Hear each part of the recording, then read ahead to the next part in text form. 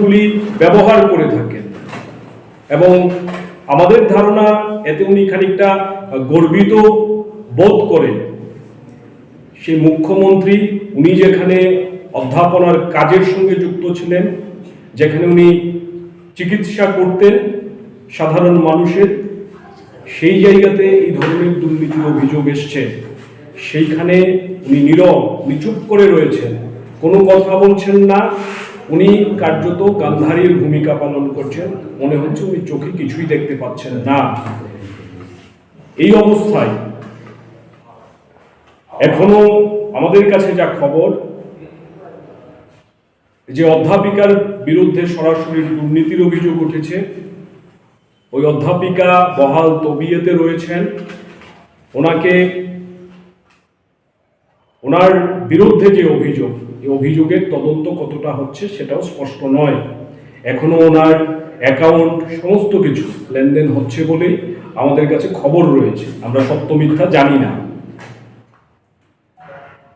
আমরা চাই রাজ্যের মেডিকেল পড়ুয়া ছাত্রছাত্রীদের ভবিষ্যৎ নিয়ে, জীবন নিয়ে, তাদের পড়াশোনার সুযোগ নিয়ে কোনো ছেলে খেলা চলবে না। দুর্নীতি যখন সারা রাজ্যে জাঁকিয়ে বসেছে, তখন মেডিকেল কলেজ পর্যন্ত সে দুর্নীতি পৌঁছে গেছে। সরকার এই যে অপদার্থ ভূমিকা পালন করছে, নীরব নিথর হয়ে রয়েছে, তার বিরুদ্ধে আমরা সিদ্ধান্ত নিয়েছি। আমরা ফের একবার মেডিকেল শিক্ষা অধিকর্তার কাছে জবাব চাইতে যাব এবং আমাদের সংগঠনের মধ্যে আমরা সিদ্ধান্ত নিয়েছি আগামী 7ই মার্চ শুক্রবার আমরা এই যে দুর্নীতির তদন্তের দাবিতে ফের একবার এসএফআই টিএসইউ রাস্তায় নামবো, প্রতিবাদ জানাবো।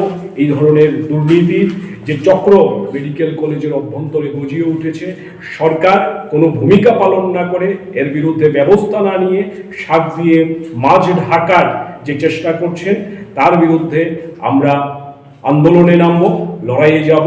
এই কথা আপনাদের মধ্য দিয়ে রাজ্যবাসীর নজরে নিয়ে যাওয়ার জন্যই আজকে সংক্ষিপ্ত সময়ের আহ্বানেই আপনাদের সঙ্গে আমাদের মিলিত হতে হয়েছে।